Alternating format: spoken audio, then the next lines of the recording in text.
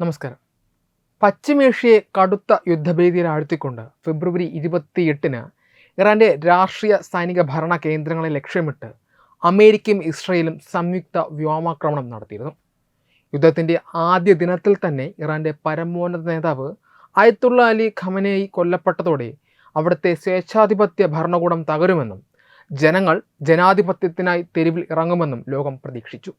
എന്നാൽ അന്താരാഷ്ട്ര സമൂഹത്തിൻ്റെ ആഗ്രഹങ്ങളെയും സമാധാന ശ്രമങ്ങളെയും വെല്ലുവിളിച്ചുകൊണ്ട് ഇറാൻ്റെ കടുത്ത മതഭരണകൂടവും അവിടുത്തെ സായുധ സേനയും ഇന്നും വിട്ടുവീഴ്ചയില്ലാത്ത നിലപാടുകളുമായി മുന്നോട്ട് പോവുകയാണ്.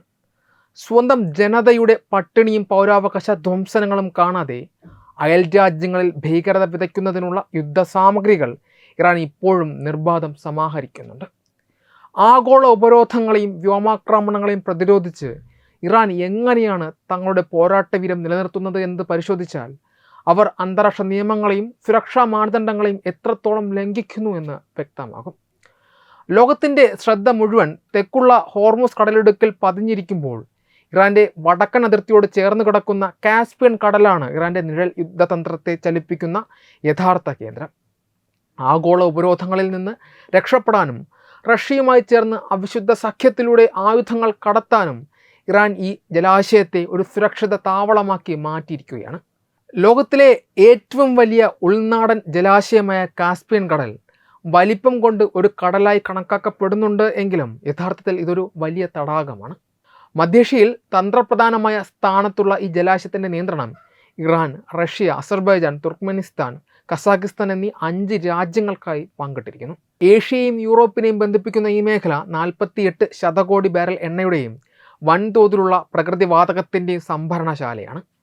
കാസ്പിയൻ കടൽ വഴി നടക്കുന്ന നിയമവിരുദ്ധമായ ആയുധ കച്ചവടത്തെക്കുറിച്ച് വ്യക്തമായ വിവരമുള്ളതുകൊണ്ടാണ് ഇറാൻ്റെ പ്രധാന വടക്കൻ തുറമുഖമായ ബന്ദർ അൻസാലിക്ക് നേരെ ഇസ്രയേൽ അടുത്തിടെ ശക്തമായ ആക്രമണം നടത്തുന്നത്. എന്നാൽ ഇതുകൊണ്ടൊന്നും പിന്തിരിയാതെ തങ്ങളുടെ അധീനതയിലുള്ള അമീരാബാദ്, നേഗ, നൌഷഹർ തുടങ്ങിയ തുറമുഖങ്ങൾ വഴി അന്താരാഷ്ട്ര സമൂഹത്തെ കബളിപ്പിച്ചുകൊണ്ട് ഇറാൻ ഇപ്പോഴും റഷ്യൻ തുറമുഖങ്ങളായ അസ്ട്രാഖാൻ, മച്ചാക്കല എന്നിവിടങ്ങളിലേക്ക് കപ്പൽ ഗതാഗതം തുടരുകയാണ്. കാസ്പിയൻ മേഖലയിലെ റഷ്യ ഇറാൻ വ്യാപാരം അത്യന്തം രഹസ്യ സ്വഭാവമുള്ളതിനാൽ ഇതിനെ സമുദ്ര വ്യാപാരത്തിലെ ഡാർക്ക് വെബ് അഥവാ അധോലോക വ്യാപാരം എന്നാണ് വിശേഷിപ്പിക്കുന്നത്. 2022 റഷ്യൻ യുക്രൈൻ അധിനിവേശത്തിന് ശേഷമാണ് ഈ റൂട്ട് വഴി ആഗോള സമാധാനത്തിന് ഭീഷണിയാകുന്ന ആയുധക്കടത്ത് ഇറാൻ ശക്തമാക്കിയത്. പാശ്ചാത്യ രാജ്യങ്ങളുടെ കടുത്ത ഉപരോധങ്ങളെയും UN വിലക്കുകളെയും പുല്ലുവില കൽപ്പിച്ച് മറികടക്കാൻ റഷ്യയും ഇറാനും ചേർന്ന് ഏകദേശം $20 ബില്യൺ നിക്ഷേപമാണ് ഈ മേഖലയിലെ റെയിൽ, റോഡ്, സമുദ്രപാതകൾ വികസിപ്പിക്കാനായി നടത്തിയത്. കാസ്പിയൻ കടലിനെ റഷ്യയിലെ വോൾഗാഡോൺ കനാൽ വഴിയും അസോവ് കടൽ വഴിയും കരിങ്കടലുമായി ബന്ധിപ്പിച്ചിരിക്കുന്നു. ഈ ദുരൂഹ പാതയിലൂടെ സ്വന്തം ലാഭത്തിനും പ്രാദേശിക മേധാവിത്വത്തിനും വേണ്ടി ഇരു രാജ്യങ്ങളും പരസ്പരം മിസൈലുകളും ഡ്രോണുകളും ഇന്ധനങ്ങളും അന്താരാഷ്ട്ര നിയമങ്ങളെ ലംഘിച്ചു കടത്തുന്നു എന്ന ആരോപണം വളരെ കാലമായുണ്ട്. ഇതിനായി കള്ളക്കടത്തുകാരെ പോലെ ഡാർക്ക് പോർട്ട് കോൾ വഴിയാണ് ഈ ഭരണകൂടങ്ങൾ സ്വീകരിക്കുന്നത്. കപ്പലുകളുടെ സ്ഥാനം കൃത്യമായി മനസ്സിലാക്കാൻ സഹായിക്കുന്ന ഓട്ടോമാറ്റിക് ഐഡൻറ്റിഫിക്കേഷൻ സിസ്റ്റം അഥവാ AIS ബോധപൂർവം ഓഫാക്കിയാണ് ഈ നിഴൽ കപ്പലുകൾ സഞ്ചരിക്കുന്നത്. സാറ്റലൈറ്റുകളെ തെറ്റിദ്ധരിപ്പിക്കുന്ന തരത്തിൽ വ്യാജ സിഗ്നലുകൾ നൽകൽ, മറ്റ് രാജ്യങ്ങളുടെ പതാകകൾ ദുരുപയോഗം ചെയ്യൽ, അന്താരാഷ്ട്ര ജലാതിർത്തിയിൽ വെച്ച് കപ്പലുകളിൽ നിന്ന് കപ്പലുകളിലേക്ക് അതീവ രഹസ്യമായി ചരക്കുകൾ മാറ്റൽ എന്നിവ ഇറാൻ്റെ സ്ഥിരം നിയമലംഘനങ്ങളാണ്. പഴയതും സ്ക്രാപ്പ് ചെയ്തതുമായ കപ്പലുകളുടെ IMO നമ്പറുകൾ മോഷ്ടിച്ചും പനാമ, സിംഗപ്പൂർ, ചൈന തുടങ്ങിയ രാജ്യങ്ങളിൽ വ്യാജ ഷെൽ കമ്പനികൾ രജിസ്റ്റർ ചെയ്തുമാണ് ഇവർ ഈ കള്ളക്കടത്ത് നടത്തുന്നത്. യുക്രൈൻ യുദ്ധത്തിന് ശേഷം ഈ മേഖലയിലൂടെയുള്ള ചരക്കു കടത്ത് പ്രതിമാസം 23 കപ്പലുകളിൽ നിന്ന് 70-ലധികം കപ്പലുകളായി വർദ്ധിച്ചു കഴിഞ്ഞു. റഷ്യൻ പതാക വെച്ച കപ്പലുകളെ ആക്രമിക്കാൻ മറ്റ് രാജ്യങ്ങൾ മുതിരില്ലെന്ന ഭീരുത്വം നിറഞ്ഞ ചിന്തയാണ് ഇറാൻ ഇവിടെ തങ്ങളുടെ സുരക്ഷാ കവചമാക്കുന്നത്. റഷ്യയുടെ ശക്തമായ കാസ്പിയൻ ഫ്ലോട്ടില്ല നാവികസേന ഈ മേഖലയിൽ കാവലായിട്ടുള്ളപ്പോൾ അമേരിക്കയ്ക്ക് ഇവിടെ നേരിട്ട് സ്വാധീനമില്ലാത്തത് ഇറാൻ്റെ നിയമവിരുദ്ധ പ്രവർത്തനങ്ങൾക്ക് കൂടുതൽ സഹായകരമാകുന്നു. സ്വന്തം രാജ്യത്തെ സാമ്പത്തിക തകർച്ചയും പട്ടിണിയും പരിഹരിക്കുന്നതിന് പകരം പണം മുഴുവൻ ആയുധങ്ങൾക്കായി ചെലവഴിക്കുന്ന രീതിയാണ് ഇറാൻ്റേത്. കഴിഞ്ഞ 35 വർഷത്തിനിടയിൽ ടാങ്കുകൾ, യുദ്ധക്കപ്പലുകൾ, S-300 മിസൈൽ പ്രതിരോധ സംവിധാനങ്ങൾ എന്നിവ റഷ്യയിൽ നിന്ന് ഇറാൻ വാങ്ങിക്കൂട്ടിയിട്ടുണ്ട്. ഇതിന് പകരമായി സമീപ വർഷങ്ങളിൽ $4 ബില്യൺ ആയുധങ്ങളാണ് ഇറാൻ റഷ്യയ്ക്ക് വിറ്റത്. ഇതിൽ ആഗോളതലത്തിൽ വൻ നാശനഷ്ടമുണ്ടാക്കുന്ന ഷഹീദ് 136 കാമിക്കസി ഡ്രോണുകളും ഫാത്ത് 360 ഹ്രസ്വദൂര ബാലിസ്റ്റിക് മിസൈലുകളും ഉൾപ്പെടുന്നു. റഷ്യൻ സാങ്കേതിക വിദ്യയുടെ സഹായത്തോടെ ഈ ഭീകര ഡ്രോണുകളുടെ ആഭ്യന്തര പതിപ്പായ ഗരാൻ 2 ഇറാൻ സ്വന്തം മണ്ണിൽ നിർമ്മിച്ച് പശ്ചിമേഷ്യയിലുടനീളം ഭീതി വിതയ്ക്കുകയാണ്. ഇതിന് പകരമായി റഷ്യയിൽ നിന്ന് പുതിയ യുദ്ധവിമാനങ്ങളും അറ്റാക്കിംഗ് ഹെലികോപ്റ്ററുകളും യാക് 130 പരിശീലന വിമാനങ്ങളും ഇറാൻ സ്വന്തമാക്കി. സ്വന്തം രാജ്യത്ത് ജനങ്ങൾ അടിസ്ഥാന അവകാശങ്ങൾക്കായി പ്രക്ഷോഭം നടത്തുന്ന വേളയിൽ പോലും അതൊന്നും വകവയ്ക്കാതെ തോളിൽ വെച്ച് തൊടുക്കാവുന്ന 2500 റഷ്യൻ വെർബ മിസൈലുകൾ വാങ്ങുന്നതിനായി $586 മില്യൺ അതീവ രഹസ്യ കരാറിലാണ് ഇറാൻ ഒപ്പുവെച്ചത്. പാശ്ചാത്യ രാജ്യങ്ങൾ ഉപരോധിച്ച റഷ്യൻ കപ്പലുകളെ നിരീക്ഷിക്കുന്ന ഫ്ലീറ്റിക്സ് എന്ന പ്ലാറ്റ്ഫോം പരിശോധിച്ചാൽ കാസ്പിയൻ കടലിലെ ഇറാൻ്റെ ഈ കള്ളക്കടത്തിൻ്റെ ആഴം വ്യക്തമാകും. ഇറാൻ്റെ പതാകയുള്ള സാൽ പാർസ് 3, റഷ്യൻ പതാകയുള്ള ഇർത്തിഷ് റിവർ എന്നീ കപ്പലുകൾ ഉപരോധങ്ങളെ ലംഘിച്ച് നിരന്തരം സർവീസ് നടത്തുന്നുണ്ട്. ഈ കപ്പലുകൾ നിയന്ത്രിക്കുന്ന കമ്പനികൾക്ക് ഇറാൻ്റെ സൈനിക വൃത്തങ്ങളുമായും ആയുധ കയറ്റുമതിക്കാരുമായും അടുത്ത ബന്ധമുണ്ട്. മുമ്പ് സിറിയയിലെ ആഭ്യന്തര യുദ്ധം വഷളാക്കാൻ വ്യോമയാന ഇന്ധനം രഹസ്യമായി എത്തിച്ച ചരിത്രവും ഈ ഇറാൻ്റെ നിഴൽ കപ്പലുകൾക്കുണ്ട്. റഷ്യയുടെ നിർമ്മാണശേഷിയും ഇറാൻ്റെ ചെലവ് കുറഞ്ഞ ഡ്രോൺ സാങ്കേതിക വിദ്യയും ഒത്തുചേർന്നപ്പോൾ അത് ആഗോള സമാധാനത്തിന് തന്നെ ഭീഷണിയായി മാറി. ഇത്തരത്തിൽ GPS വിവരങ്ങൾ മറച്ചുവെച്ച് നൂറുകണക്കിന് കപ്പലുകളാണ് ആക്രമണാത്മകമായ യുദ്ധക്കൊതിക്ക് ആവശ്യമായ ഇന്ധനം പകർന്നത്. ഈ സാഹചര്യത്തിൽ അമേരിക്കയ്ക്കും മറ്റ് അന്താരാഷ്ട്ര സഖ്യങ്ങൾക്കും ഇറാൻ്റെ ഈ ധിക്കാരപരമായ നീക്കങ്ങളെ തടയുവാൻ നിയമപരമായ ചില പരിമിതികളുണ്ട്. 2018 ഒപ്പുവെച്ച കാസ്പിയൻ കടൽ തന്ത്രപ്രധാന കരാർ പ്രകാരം ഈ ജലാശയത്തിൽ ബാഹ്യശക്തികളുടെ സൈനിക സാന്നിധ്യം പൂർണ്ണമായി നിരോധിച്ചിട്ടുണ്ട്. ഔദ്യോഗികമായി ഇതൊരു കടലല്ലാത്തതിനാൽ ഐക്യരാഷ്ട്രസഭയുടെ അന്താരാഷ്ട്ര സമുദ്ര നിയമങ്ങളും ഇവിടെ ബാധകമല്ല. ഈ പഴുതുകൾ ഉപയോഗിച്ചാണ് ഇറാൻ രക്ഷപ്പെടുന്നത്.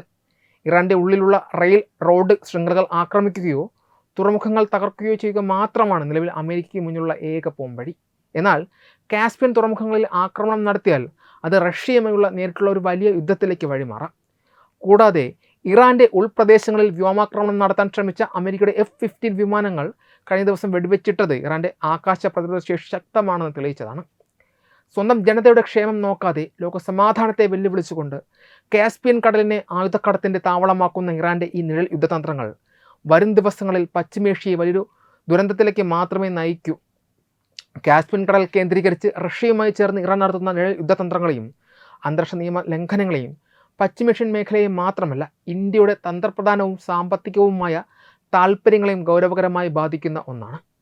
ഇന്ത്യയും റഷ്യയും ഇറാൻ വഴി ബന്ധിപ്പിക്കുന്ന അതിപ്രധാനമായ ചരക്കു ഗതാഗത പാതയായ ഇൻ്റർനാഷണൽ നോർത്ത് സൗത്ത് ട്രാൻസ്പോർട്ട് കോറിഡോറിൻ്റെ ഭാവിയെയാണ് ഇത് ആദ്യമായി പ്രതിസന്ധിയിലാക്കുന്നത്.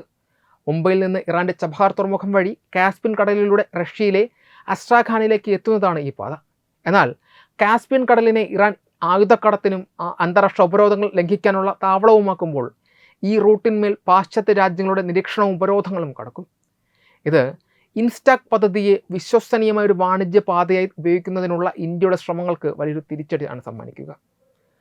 മധ്യേഷ്യൻ രാജ്യങ്ങളിലേക്കും റഷ്യയിലേക്കും പാകിസ്ഥാനെ ഒഴിവാക്കി ഇന്ത്യക്ക് നേരിട്ട് പ്രവേശനം സാധ്യമാക്കുവാൻ കോടിക്കണക്കിന് രൂപ നിക്ഷേപിച്ച് ഇന്ത്യ വികസിപ്പിച്ചെടുക്കുന്ന ഇറാൻ്റെ ചബഹാർ തുറമുഖത്തിൻ്റെ പ്രസക്തി കുറയുവാനും ഇത് കാരണമാകും.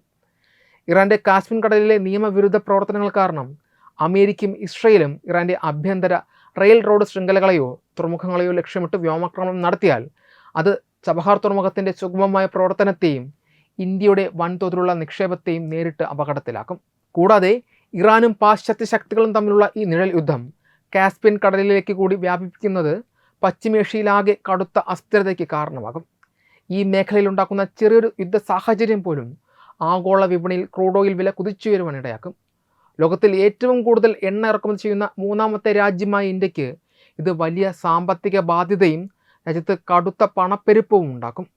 മറ്റൊരു പ്രധാന ഭീഷണി ഇത് ചൈന പാകിസ്ഥാൻ സഖ്യത്തിന് അനുകൂലമായ സാഹചര്യം ഒരുക്കും എന്നതാണ്. ഇറാൻ ആഗോളതലത്തിൽ കൂടുതൽ ഒറ്റപ്പെടുകയും പാശ്ചാത്യ രാജ്യങ്ങളുമായി കടുത്ത യുദ്ധത്തിലേക്ക് നീങ്ങുകയും ചെയ്യുമ്പോൾ സ്വാഭാവികമായും അവർ ചൈനയുടെ സാമ്പത്തിക സൈനിക സഹായങ്ങളെ കൂടുതൽ ആശ്രയിക്കേണ്ടി വരും. ഇറാനിൽ ചൈനയുടെ സ്വാധീനം വർദ്ധിക്കുന്നത് ഇന്ത്യയുടെ ഭൗമ രാഷ്ട്രീയ സുരക്ഷയ്ക്ക് വലിയ ഭീഷണിയാണ്. ഇത് ചബഹാർ തുറമുഖത്തിന് പകരമായി പാകിസ്ഥാനിലെ ചൈനീസ് നിർമ്മിത ഗ്വാദർ തുറമുഖം കൂടുതൽ സജീവമാകാൻ ഇടയാക്കും. അവസാനമായി ഇത് ഇന്ത്യക്ക് മേൽ വലിയ ആഗോള നയതന്ത്ര സമ്മർദ്ദമുണ്ടാക്കും. ഇന്ത്യക്ക് റഷ്യയുമായും ഇറാനുമായും ശക്തമായ ചരിത്രപരവും വാണിജ്യപരവുമായ ബന്ധമുണ്ട്. അതേസമയം തന്നെ അമേരിക്ക, ഇസ്രായേൽ എന്നീ രാജ്യങ്ങളുമായി ഇന്ത്യക്ക് വലിയ തന്ത്രപ്രധാനമായ പങ്കാളിത്തവുമുണ്ട്. ഇറാൻ കാസ്പിയൻ കടൽ വഴി അന്താരാഷ്ട്ര നിയമങ്ങൾ പരസ്യമായി ലംഘിക്കുമ്പോൾ ഇറാന്റെ പദ്ധതികളിൽ പങ്കാളിയാകുന്നതിനെതിരെ അമേരിക്ക ഇന്ത്യക്ക് മേൽ കടുത്ത സമ്മർദ്ദം ചെലുത്താൻ സാധ്യതയുണ്ട്. ആഗോളവേദിയിൽ ഇരുപക്ഷത്തെയും ഒരുപോലെ തൃപ്തിപ്പെടുത്തി മുന്നോട്ട് പോകുക എന്നത് ഇന്ത്യക്ക് വലിയൊരു നയതന്ത്ര പരീക്ഷണമായി മാറും. ചുരുക്കത്തിൽ കാസ്പിയൻ കടൽ വഴിയുള്ള ഇറാന്റെ നീക്കങ്ങൾ ഇന്ത്യയുടെ വടക്കൻ പടിഞ്ഞാറൻ വ്യാപാര സ്വപ്നങ്ങൾക്കും സുരക്ഷയ്ക്കും വലിയൊരു വെല്ലുവിളിയാണ് ഉയർത്തുന്നത്. വെബ് ഡെസ്ക് തത്വമൈ ന്യൂസ്. HIV അണുബാധ സന്തോഷപൂർണമായ ഒരു ജീവിതത്തിന് തടസ്സമല്ല. HIV അണുബാധയ്ക്ക് ഫലപ്രദമായ ചികിത്സ ഇന്ന് ലഭ്യമാണ്. ഇതിന് യഥാസമയം അണുബാധ കണ്ടെത്തുന്നതും കാലേക്കൂട്ടി ചികിത്സ നടത്തേണ്ടതും അത്യാവശ്യമാണ്. സൗജന്യമായ ചികിത്സയും മാർഗനിർദ്ദേശങ്ങളും സർക്കാർ ആശുപത്രികളിലെ ERT അഥവാ ഉഷസ് കേന്ദ്രങ്ങളിൽ ലഭ്യമാണ്. ആരോഗ്യ സംരക്ഷണം ഓരോരുത്തരുടെയും ഉത്തരവാദിത്തമാണ്.